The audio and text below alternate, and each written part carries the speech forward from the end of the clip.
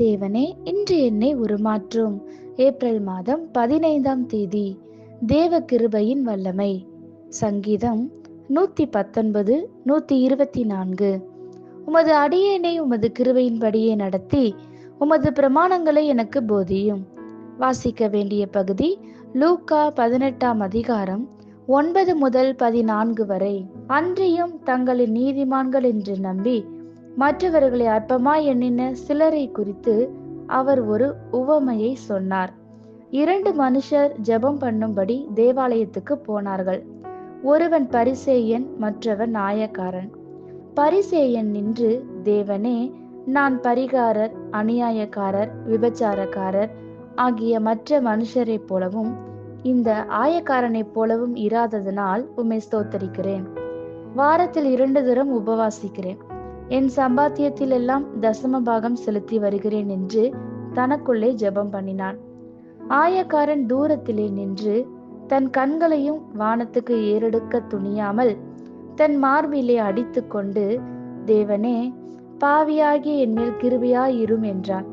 அவன் அல்ல, இவனே நீதிமானாக்கப்பட்டவனாய் தன் வீட்டுக்கு திரும்பி போனான் என்று உங்களுக்கு சொல்லுகிறேன்.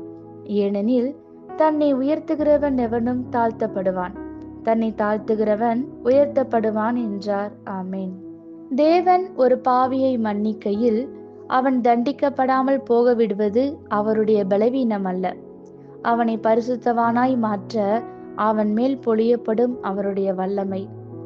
தேவனின் பரிபூரண சித்தத்தில் நடப்பதும் தேவனே நாம் செய்ய விரும்பும் எல்லாவற்றையும் செய்வதும் அவருடைய கிருபை இல்லாமல் கூடாத காரியம். தேவனுடைய கற்பனைகள் எல்லாம் நம் நன்மைக்கென்று நம்பி அவருடைய கிருபைகளின் மேல் சார்ந்து கொள்ளும் போது கீழ்ப்படிய லகுவாகும். நம்மை பலப்படுத்தும் எரிபொருள் கிருபையே. இருதயம் கிருபையினாலே ஸ்திரப்படுகிறது. நம் கர்த்தராகிய இயேசு பரிசேயன் மற்றும் ஆயக்காரனின் உவமையை கூறுகிறார். பரிசேயன் தன்னுடைய உறுதிமொழிகளினாலும் வாக்குறுதிகளினாலும் தேவனை கவர்ந்துவிட பார்க்கிறான். ஆனால் மற்றவனோ தன்னுடைய நிர்பந்தமான நிலையை தேவனிடம் அறிக்கை பண்ணி, தேவனே, பாவியாகிய என்மேல் கிருபையாயிரும் என்று அவருடைய கிருபைக்காக கெஞ்சுகிறான். வேதம் சொல்லுகிறது, அவன் அல்ல, இவனே நீதிமானாக்கப்பட்டவனாய் தன் வீட்டுக்கு திரும்பி போனான்.